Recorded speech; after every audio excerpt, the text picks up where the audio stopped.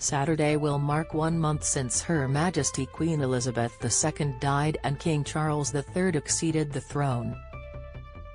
The new monarch has led the royal family and the nation in mourning his mother, Britain's longest-serving sovereign, while embarking on his own reign. A royal author has praised the king for his first month in his new role, insisting that the monarchy is in very safe hands under Charles. Katie Nicholl, author of The New Royals, appeared on this week's episode of Podcast Royal to discuss her new book and the reign of King Charles.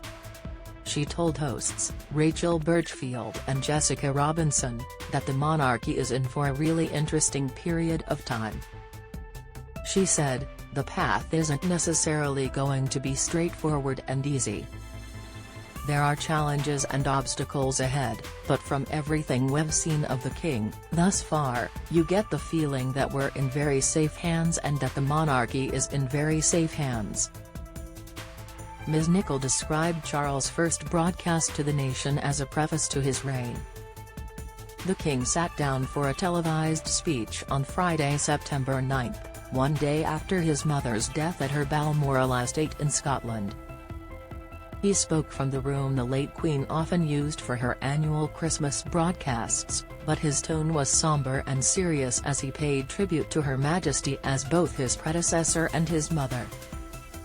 Charles then pledged his life to service, as his mother did famously on her 21st birthday.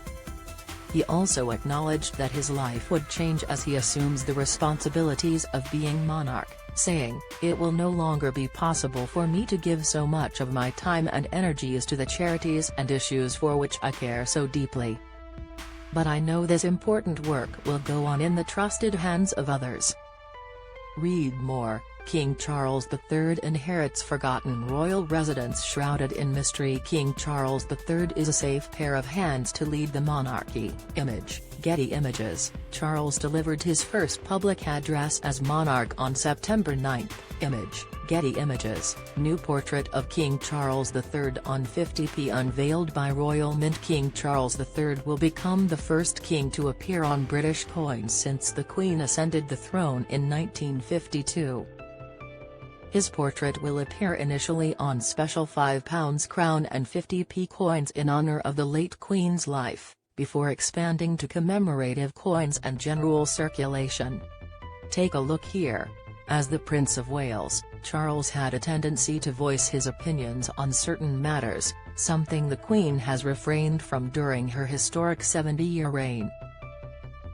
It is a habit that talk radio breakfast show presenter Julia Hartley-Brewer claimed was not going to stand him in good stead as king. She told the recent Channel 4 documentary The Real Windsors that Charles has crossed a line which the Queen, as far as we are aware, has never crossed, and that is not going to stand him in good stead. She added, "We know too many of his political views. He has stepped into the breach, and once you've put your foot on that very, very difficult political battleground, it's very difficult to take it off again." In June, Charles reportedly branded the government's policy to send migrants to Rwanda appalling, and a source, speaking to The Times and the Daily Mail, claimed he had been heard opposing the policy behind closed doors. Charles has voiced his opinions on various matters throughout the years. Image, Getty Images. Trending. They alleged, Charles said he was more than disappointed at the policy. He said he thinks the government's whole approach is appalling. It was clear he was not impressed with the government's direction of travel. However, a Clarence House spokesman insisted the Prince of Wales remains politically neutral. They said, "We would not comment on supposed anonymous private conversations with the Prince of Wales, except to restate that he remains politically neutral. Matters of policy are decisions for government." Don't miss Harry snubbed William's offer of crisis talks over leak. Fears King Charles to host South Africa's Ramaphosa in first state visit. Thousands of messages sent to King Charles III after Queen's death. Charles' outspoken ways stands in contrast to his mother's preferred silence. Image, Express. while some question whether Charles would be able to maintain the political neutrality expected of a monarch. Katie Nicholl predicted the royal would change his outspoken ways once he ascends the throne. She told the Channel 4 documentary, "Let's be honest, he's not going to have a complete personality transplant when he is king. He is not going to be seen to be, I think, outspoken on certain issues, particularly those issues that can be deemed to be political." She continued, "Charles has been very clear about that. He spoke to John Bridcut for an interview for his 70th birthday, in which he absolutely acknowledged that he will not be able to say and do some of the things that he's said and done as Prince of Wales when he's king." Here, the author referred to the Prince's 2018 interview with the BBC, during which he said he would stop speaking out on issues when he became king, saying he was not that stupid to continue what some had termed meddling. Charles insisted that he would follow in his mother's footsteps of remaining neutral as monarch. Image, Getty Images. Charles acknowledged he would not be able to do the same things I've done as heir, and as monarch would have to operate within constitutional parameters. Ms. Nicholl's recent comments come after Prime Minister Liz Truss reportedly objected to the King attending COP27 during an audience at Buckingham Palace in September.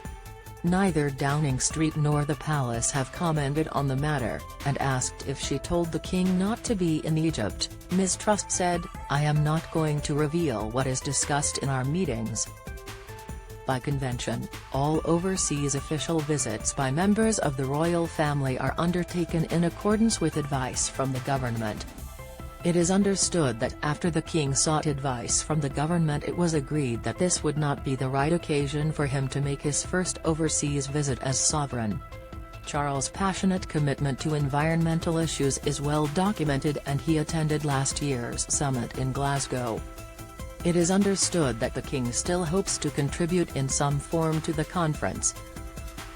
Last year, Charles and his elder son Prince William both spoke at the event, while the Queen appeared in a pre-recorded opening address urging the assembled world leaders to take action on climate change.